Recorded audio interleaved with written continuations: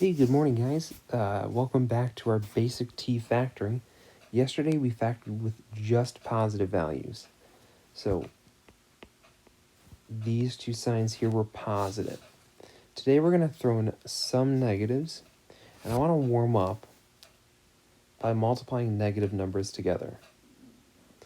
So negative 5 times negative 3. What's a negative times a negative?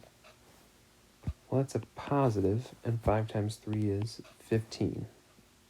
Now, why don't you guys fill out these last two? Let's take a second, answer those, and then we'll move on. So again, yesterday we were looking at our basic T factoring, and we said what two numbers multiply to get 12? So 1 and 12, 2 and 6, 3 and 4. And out of these pairs, what pair adds to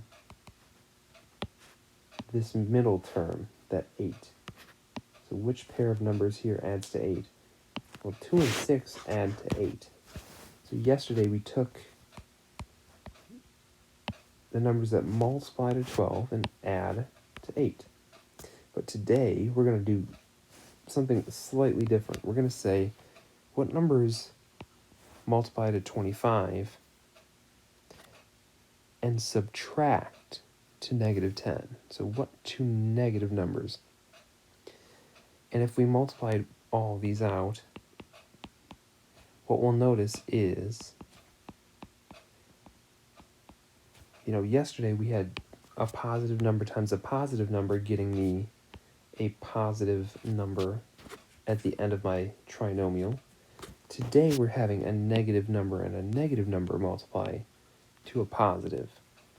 So we're looking at what two negative numbers multiply to this positive number.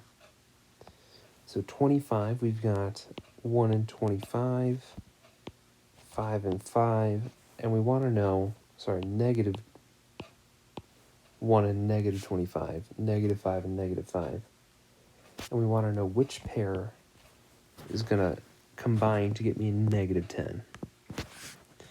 So looking at my pairs here, negative 1 and negative 25 gets me negative 26, and negative 5 minus 5 gets me negative 10, just like I wanted.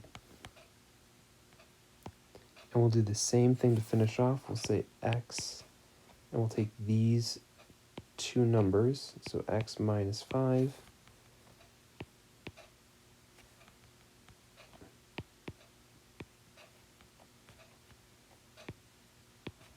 and x minus 5.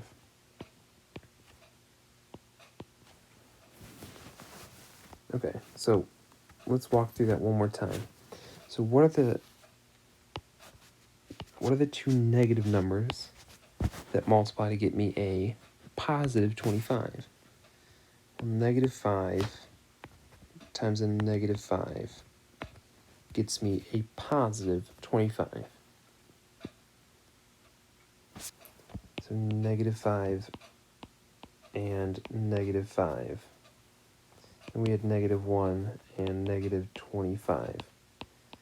And we said that negative 5 and negative 5 gets me to negative 10. So the big key here today is that we still have this negative sign out in front. So then we wrote out the factored form of x squared minus 10x. That's the big change for today, was x minus 5 and x minus 5. So let's do another example. Again, we'll draw that t. We're going to say what numbers multiply to get this constant at the very end, this positive 12. Well, negative 1 and negative 12. You could also have positive 1 and positive 12. Let's see, 2 and 6.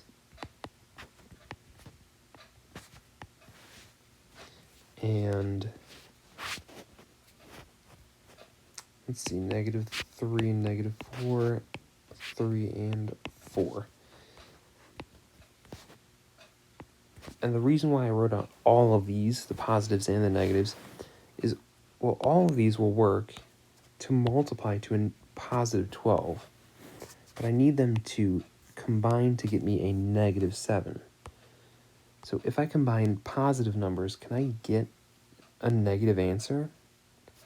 Well, no, I can't combine two positives to get me a negative. You know, if I said, oh, I won $3, then I won $4, now I'm, suddenly in $7 more debt, that won't work. So I can get rid of all the positives because I need a negative number in the middle. I need them to combine to negative 7. So what numbers combine to negative 7? Well, this gets me negative 13. This is negative 8. But this last one gets me negative 7. So, let me do this in blue again. Negative 3 and negative 4 get me to that negative 7. So let's write the factored form. Again, we're just going to take these numbers and just plug those right in. So x minus 3 and x minus 4.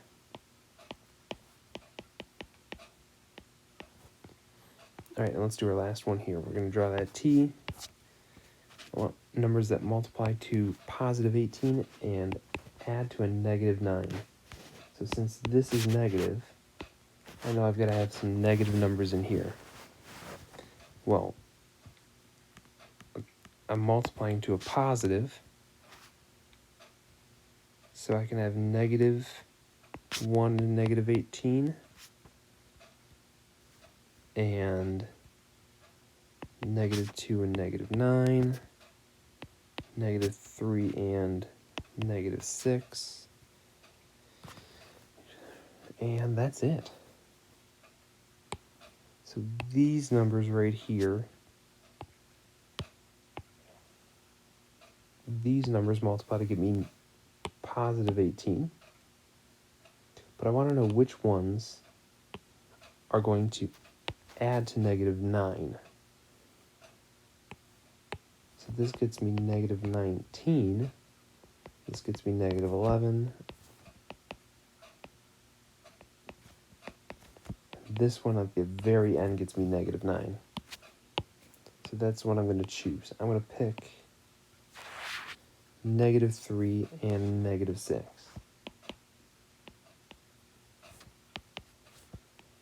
So let's just make sure.